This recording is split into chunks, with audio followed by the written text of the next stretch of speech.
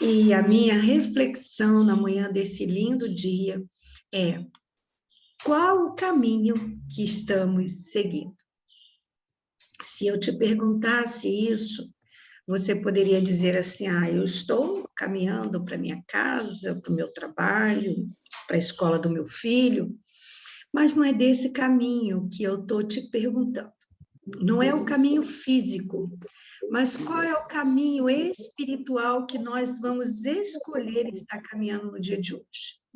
E, como eu falei para a Mônica ontem, eu estaria orando para Deus nos dar uma palavra, para Deus falar aos nossos corações no dia de hoje. E Deus nos deu uma palavra que está lá no Evangelho de Lucas, no capítulo 24, a partir do versículo 13, eu gostaria de ler agora com você. E eis que, no mesmo dia, que dia é esse? O dia da ressurreição. O dia que Jesus ressurgiu dos mortos. Iam dois deles para uma aldeia que distava de Jerusalém 60 estádios, mais ou menos 12 quilômetros, cujo nome era Emaús. E iam falando entre si de tudo aquilo que havia sucedido. E aconteceu que, indo eles falando entre si e fazendo perguntas um ao outro, o mesmo Jesus se aproximou e ia com eles. Mas os olhos deles estavam como que fechados para que o não conhecesse. Quantas vezes nós estamos caminhando, estamos num propósito, estamos numa jornada, estamos num desafio, e os nossos olhos estão fechados. Fechado para o propósito, fechado para o destino, fechado para entender o processo, fechado. Nós queremos chegar, mas não queremos entender o processo. E isso é um adoecimento também de alma, porque faz com que a gente estabeleça métodos e regras que, se sair daquilo que nós determinamos, parece que tudo se perdeu.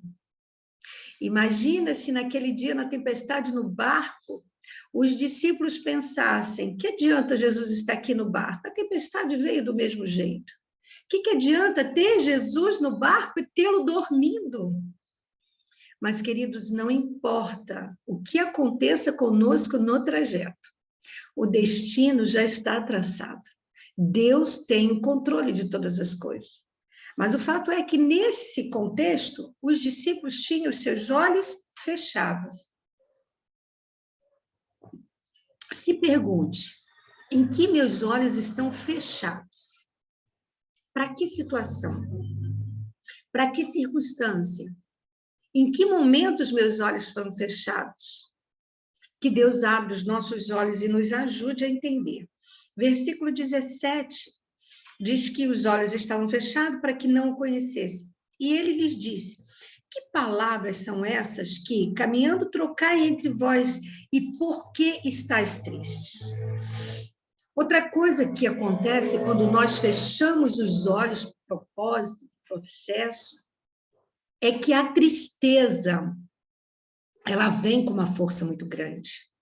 Queridos, é mais fácil derrubar uma muralha do que derrubar um espírito abatido.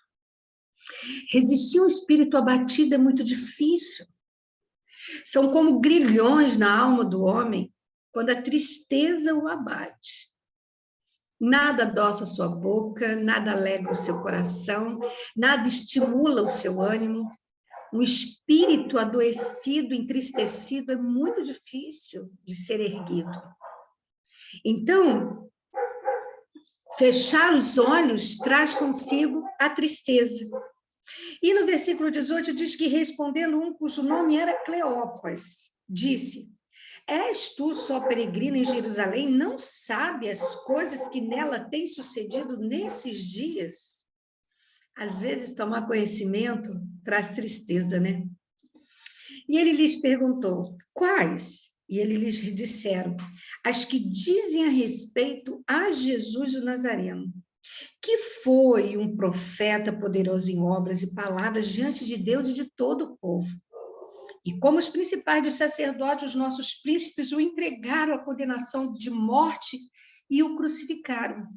E nós esperávamos que fosse ele que remisse a Israel. Mas agora, com tudo isso, já é hoje o terceiro dia desde que essas coisas aconteceram. 3 dias já se passaram e o milagre não veio. É verdade que também algumas mulheres dentre nós nos maravilharam, as quais de madrugada foram ao sepulcro e, não achando seu corpo, voltaram dizendo que também tinham visto uma visão de anjo, que dizem que ele vive. E alguns dos que estavam conosco foram ao sepulcro e acharam ser assim, como as mulheres haviam dito, porém não o viram. Interessante, né? Que Deus sempre usa as mulheres. Como Deus ama as mulheres e é gracioso para com elas. Deus trouxe a revelação do Messias para uma mulher. Deus trouxe a Maria a revelação de que Jesus viria. Depois da sua morte, ele, em vários momentos da sua vida, se manifesta a várias mulheres, como a mulher do poço e outras tantas. Ao filho da viúva de Naim, o amor por aquela viúva era tamanho que ele disse, não vou te deixar chorando, vou ressuscitar seu filho. E assim ele faz, ele manifesta sua graça de forma tão graciosa e tão amorosa, que na ressurreição não é diferente. Na ressurreição, ele permite que as mulheres indo ao sepulcro o encontrem vazio. Permite que Maria confunda sua voz com a voz do jardineiro e ela diz, onde eu colocaste o meu Senhor, ainda que morto eu quero. Até que ele diz a palavra-chave, Maria. E ela, ouvindo aquela voz do seu próprio nome, reconhece ser Jesus o Senhor. Mas com pouco crédito, os discípulos deram às mulheres. A revelação que as mulheres trouxeram não foi suficiente para que aqueles 2 discípulos crescem que ele havia ressuscitado. E eu quero te perguntar, quantas pessoas às vezes não dão crédito à sua fala, à sua argumentação, ao seu discurso? Quantas pessoas também duvidam de que Deus usa você? E o fato é que aqueles 2 discípulos que estavam com o coração entristecido também não acreditaram no milagre que Deus revelou àquelas mulheres. Versículo 25 diz, e ele lhes disse, Jesus disse a eles, ó nécios e tardos de coração, vocês são tolos, vocês duvidam, né? Para crer que tudo o que os profetas disseram, porventura não convinha que o Cristo padecesse essas coisas e entrasse na sua glória? Tudo já havia sido dito pelos profetas. Tudo já havia sido dito por Jesus. Tudo já estava escrito. E Jesus novamente vai para a Escritura, porque as Escrituras é a base, é a fonte. E ele começa por Moisés e todos os profetas e explicavam-lhes o que dele se achava em todas as Escrituras. E chegaram à aldeia para onde iam, e ele fez com que ia para mais longe. E eles o constrangeram, dizendo, fica conosco, porque já é tarde, já declinou o dia. E entrou para ficar com eles. E aconteceu que, estando com eles à mesa, grava essa palavra, à mesa.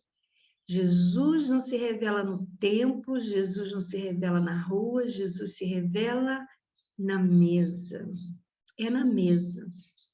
Com amigos, é na intimidade, é na simplicidade da mesa. E Jesus senta à mesa e toma o pão.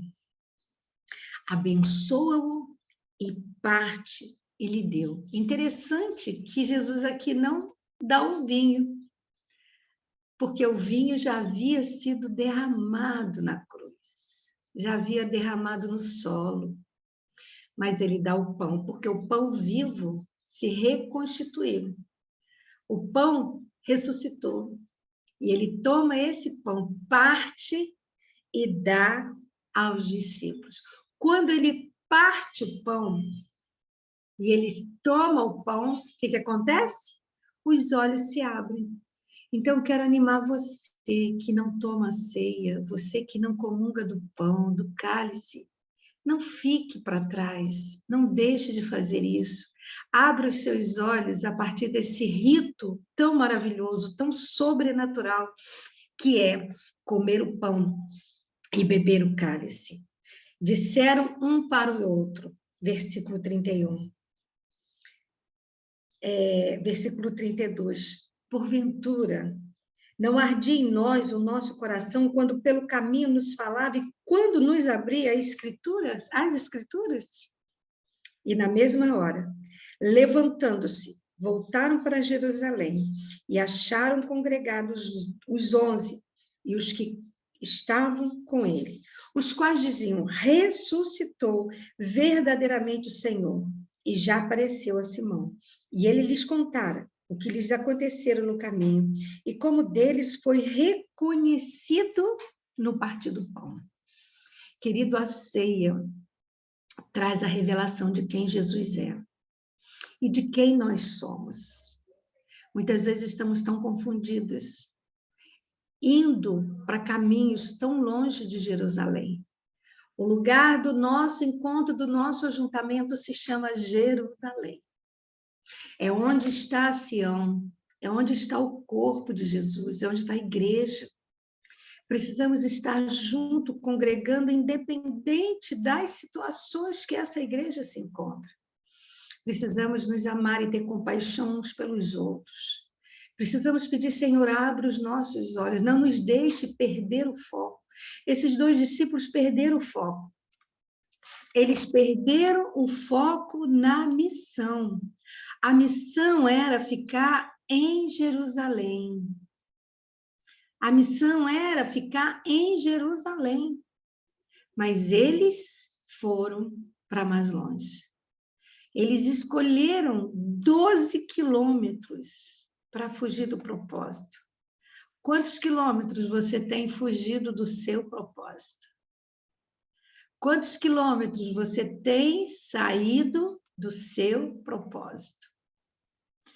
Minha oração no dia de hoje é que o Espírito Santo te faça ampliar a sua visão, que você consiga enxergar a sua visão de um modo macro, que você saia, desse lugarzinho minúsculo de medo, de angústia, mas que você venha para um lugar amplo, que você se sinta digna de sentar à mesa e dizer: Abba, Pai. Que você não olhe as circunstâncias, que você não fique buscando justificativa, mas ele não apareceu para mim, mas ele não fez desse jeito, ele não fez dessa forma. Ele é livre, ele é livre. Não perca o foco, não perca a sua direção. Dificuldades surgirão todos os dias. Todos os dias vamos ter desafios a enfrentar. Todos os dias teremos que superar às vezes até a nós mesmos. Às vezes vamos precisar de orar e dizer: Deus, livra-me de mim. Livra-me dos meus pensamentos. Livra-me dos meus sentimentos. Mas que não sejamos tardios de coração. Que não sejamos duros, queridos, de coração, que nós possamos entender o plano e o propósito, que nós possamos entender que Deus está no controle. Eu sei que às vezes é difícil, quando não tem recursos, quando não tem uma saída, quando a confusão está instalada, às vezes parece que não tem como ter esperança. Mas eis que o Espírito Santo de Deus diz para mim e para você: eis que faço nova todas as coisas. Abrirei um rio no meio do deserto. Haverá plantações novas, haverá frutos doces, haverá árvores frondosas. Você será como uma palmeira no Líbano, dando sombra, dando vigor a todos quantos se aproximarem de você. Eu espero que Deus possa falar com você como falou comigo. Que eu não tome um rumo diferente quando as respostas não vierem do jeito que eu espero. Mesmo que se passe 3 dias, mesmo que os meus olhos não vejam a ressurreição, mas que eu possa crer, se Ele prometeu, Ele vai cumprir. E que Deus traga saúde, traga cura, traga prosperidade, traga entendimento, traga unidade, revelação ao seu coração, assim como trouxe ao meu. Que Deus nos abençoe hoje e sempre. Amém. Amém, amém. Obrigada, minha pastora, obrigada. A senhora estava falando e eu estava aqui pensando por quantas vezes a resposta do Senhor não veio, aquela resposta que eu queria e eu fugi do meu propósito. Fugi do meu caminho exatamente porque as respostas que Ele me deu eu não aceitei. E quantas vezes eu tive que voltar para o final da fila. A gente deixa aberto nessa manhã. Se você tem acontecido isso com você e você hoje quer compartilhar aqui, hoje é o teu momento. Você pode compartilhar, fazer perguntas, pode ficar com a câmera fechada, pode ficar muito à vontade. Por tantas vezes acontecem tantas coisas. Ontem mesmo eu estava na célula, minhas células são de mulheres de 18 anos a 35 anos. Então, tem mulheres que foram divorciadas, tem mulheres com filho, tem mulheres solteiras, devido à idade. E uma delas ontem estava compartilhando exatamente isso, e a pastora estava falando, e eu estava pensando, meu Deus, ela falou, Mônica, não tem mais como, né? Ele separou dela, não tem mais como eu voltar. Mas eu sei que quando ele entrou na minha vida, eu me afastei do meu propósito. E aí fica aí a pergunta. Quantos quilômetros você tem se distanciado do seu propósito? Lila quer falar? Abre o som bem para cá, Lila. Bom dia, pastora, bom dia, pessoal. Eu tenho uma pergunta. Eu já ouvi pessoas falando que a gente precisa pedir sinais para Deus. E eu já ouvi também pessoas da igreja muito influentes falando que isso é coisa de criança, ficar pedindo sinais para Deus, pedindo resposta, essas coisas. Eu queria saber da senhora, até que ponto a gente poderia fazer esse tipo de pedido para Deus, porque a gente precisa ter certeza que é Deus que está falando, né? Aí que surgiu minha dúvida aqui. Uhum. Porque nem sempre as respostas vêm do jeito que a gente quer, né? Exatamente. Deus fala, Lila. Deus continua falando pelos pais, pelos profetas, pela palavra, né? Só que nós só queremos ler aquilo que nos apraz, aquilo que eu quero ouvir. Eu não quero ouvir quando Deus diz espera, aquieta, dê mais um tempo, perdoa, caminha mais uma milha. Eu não quero. Eu quero que Deus responda exatamente como eu quero. E muitas vezes nós queremos responsabilizar Deus por todos os nossos fracassos. Mas eu não vejo problema nenhum dizer Deus fala comigo. Muito pelo contrário, o provérbio é cheio de indicações para nós pedirmos respostas a Deus, né? O filho sábio, ele clama ao pai. Então, eu não vejo problema. Eu acho que nós não devemos ditar formas de Deus falar. Senhor, fala comigo dessa forma, porque Deus é livre. Deus fala como quer, da forma como quer, só que nós somos preguiçosos para ler, para entender, né? Muito menos a palavra. A gente prefere, Lila, ouvir um grande pregador, mas não quer ouvir Deus na palavra. Não quer abrir as escrituras pela manhã e dizer, Deus, fala comigo. Então, eu não vejo problema nenhum você pedir confirmação a Deus para falar com você. E Deus vai falar. Deus fala pelo um sonho, Deus fala por uma criança, Deus fala pelo um louvor, Deus vai falar de diversas formas. Então, Deus se agrada de falar aos seus filhos. Deus se agrada. Amém. Pastora, já aconteceu comigo, eu não sei se já aconteceu aqui com o pessoal, de eu fazer exatamente isso, né? Senhor, eu preciso de uma resposta tua, fala comigo. E quando eu abri a Bíblia, a resposta não era realmente a que eu queria, e do mesmo jeito que eu abri, eu fechei. Falei, não, hoje Jesus não quer falar, não. Hoje ele não quer falar, não, eu acho que eu caí errado, era para mim abrir desse lado, eu abri nesse, e ali eu boto uma verdade na minha mente que não existe, que não era a hora de eu abrir daquela forma, aquela Bíblia, e fecho e está tudo certo, porque eu não quis realmente ouvir o que o Senhor estava falando. Tem uma pergunta aqui, ó. Quer abrir o microfone, Vanete? Abre o microfone e comenta aqui com a gente.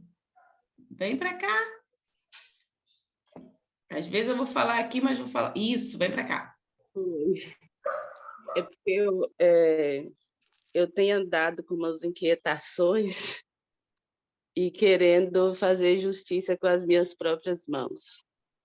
E já tem uns dias que eu venho falando com Deus, pedindo Ele uma palavra, uma resposta, mas eu não ignoro, Mônica, quando eu abro a Bíblia e é uma palavra dura, eu não ignoro. Ainda que seja uma palavra de morte, eu leio e releio até que Deus me fale o propósito. Eu não ignoro. E nós temos que ser sensível a isso. Nós temos que ser sensível à correção de Deus. Porque todos aqueles que pararam, que ouviram, que foram corrigidos e obedeceram, eles tiveram êxitos, eles foram bem-sucedidos. Então, nós temos que ter, sim, essa sensibilidade de parar e de ouvir a correção do Senhor. E hoje, quando eu abri a Bíblia, eu estava orando e falando com Deus, e abri a Bíblia, e foi o Salmo 13. E eu lembro que esse salmo foi um salmo de refúgio antes de eu converter. Eu lia esse salmo todos os dias em momentos angustiantes. E antes de eu converter, esse foi o salmo, e esse foi o salmo que o Senhor me deu hoje. E dentro dele eu pude ver que, ainda que eu seja perseguida, ainda que eu sinta essa opressão do inimigo, eu sei que o meu Deus é bom e que Ele cuida o tempo todo. Eu sei que Ele está no controle de todas as coisas e que Ele vai agir no tempo dele, na hora dele. E como a pastora disse, eis que o Espírito Santo faz nova todas as coisas. Eu até anotei aqui. E hoje o Espírito Santo está me fazendo como árvore plantada junto a ribeiros de água. Eu serei uma árvore frutífera. Eu serei, porque o Senhor disse que eu serei. Eu serei e eu darei de alimento desta árvore, porque os frutos que o Senhor gerar em mim vai ser para alimentar outras vidas, vai ser para alimentar outras mães, para alimentar outras mulheres que se encontram naquele momento que o Senhor está me preparando como eu me sinto hoje. Porque eu sei que o Senhor fará. Ele disse que faria e Ele fará. E eu tenho vivido, sim, apenas acreditando nas promessas do Senhor. E Ele fará. E os nossos ouvidos têm que estar sensíveis, sim, à voz do Senhor, ainda que seja para a correção. Não ignoremos, porque o Senhor, os propósitos dele na nossa vida não vai ser frustrado. Não vai ser frustrado, mas nós temos que ter essa certeza, em nós tem que haver essa confiança de que o Senhor fará. E eu li, saí, fiz a minha caminhada, voltei correndo e cheguei e falei, hoje a pastora está dando estudo, eu preciso ouvir. Porque eu falei com o Senhor, usa pessoas também para falar comigo, Deus. E chegou aqui, ouvindo ela, eu pude ver o quanto Deus realmente é maravilhoso e quanto Ele faz por nós. Essa sala é um projeto de Deus e eu não canso de falar isso. Porque quão grande o Senhor tem feito na minha vida as coisas, os feitos de Deus têm sido maravilhosos.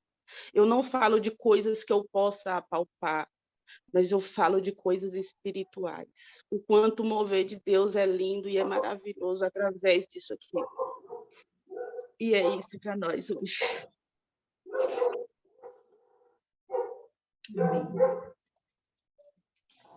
Glória a Deus.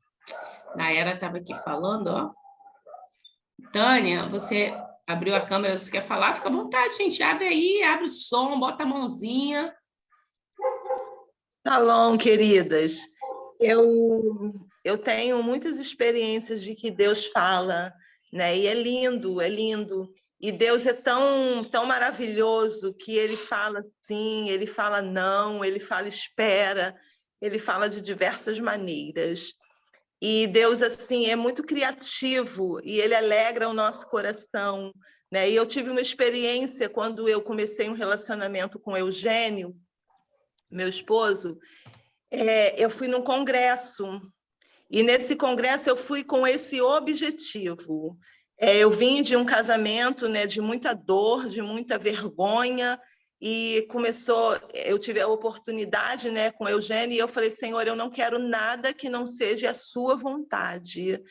Então, eu vou nesse congresso para buscar essa resposta, se o Senhor aprova esse meu relacionamento, né, com o Eugênio. E aí, num determinado momento no congresso, foi do Desperta Débora, o congresso lá em Guarapari. E eu fui com algumas irmãs da minha igreja, que eu estava entrando para essa igreja, não conhecia muita gente.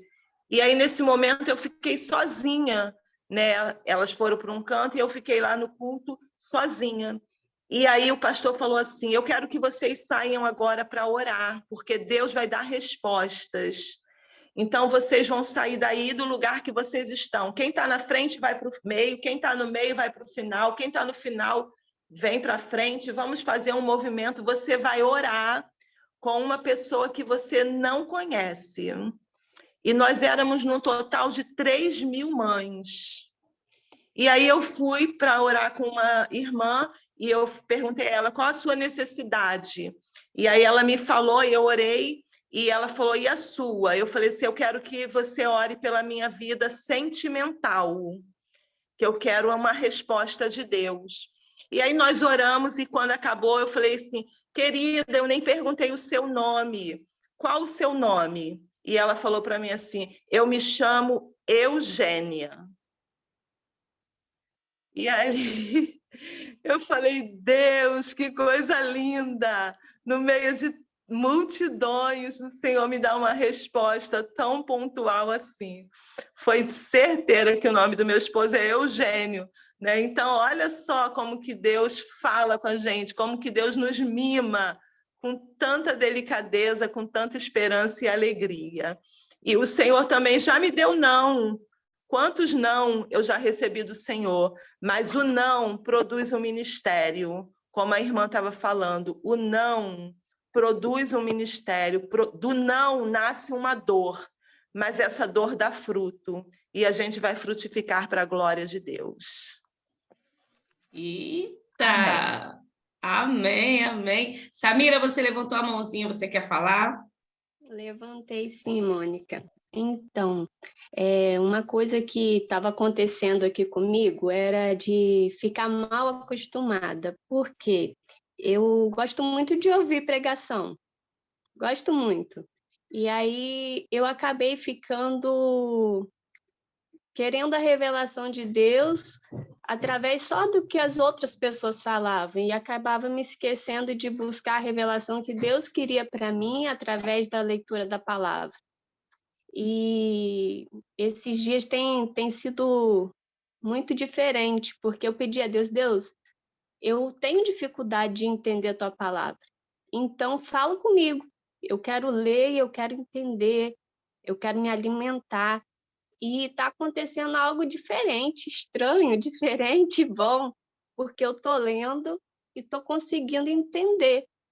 A minha visão está sendo aberta e tem sido maravilhoso.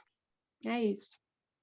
Nossa, bate palminha aí que hoje a gente ouviu Samira falar. Gente, bate palminha aí, porque isso é para engrandecer o nome do Senhor.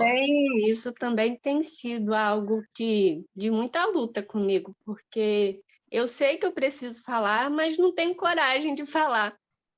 E agora é hora de começar a abrir a boca.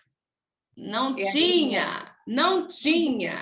A partir de hoje, chame Samira para falar. Gente, olha, nós temos 2 minutos. A gente vai botando lá as perguntas no grupo, não deixe de colocar. Assim que der, a pastora Rose vai responder. A gente volta com esse tema, com esse debate aqui, para a gente poder conversar e se conhecer melhor na quarta que vem. Guarde a sua pergunta aí, se você não quer botar no grupo, se você quer debater aqui.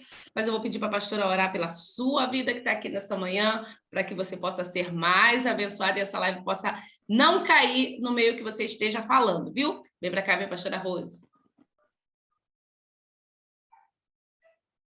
Oh, bendito Deus, nós te bendizemos, Senhor, porque o Senhor fala de uma forma tão simples, tão graciosa. Te agradeço pela vida de Samira, tão preciosa para nós, Senhor. Te agradecemos pela vida de Nayara, pela vida de cada mulher que está aqui nessa sala, cada homem, cada filho, cada filha tua. Espírito Santo, continua falando, abrindo os nossos olhos espirituais para não nos desviarmos nem para a direita nem para a esquerda, mas que possamos seguir no plano, no alvo daquilo que o Senhor nos chamou e preparou para cada uma de nós. Fortaleça o nosso coração nesse dia, dá-nos saúde, dá-nos ânimos e vigor. Nós te bendizemos por essa sala, por Mônica, por Lila, te agradecemos porque as tuas filhas estão sendo canal de bênção em nós. Muito obrigada, Espírito Santo, que amanhã tenhamos muitos motivos para celebrar o teu nome, para dizer bendito seja o Senhor. Obrigada por hoje, papai, em nome de Jesus, teu filho amado. Amém e amém. Deus abençoe. Amém. Que sala foi essa? Meu coração não aguenta, hein? Meu coração não aguenta.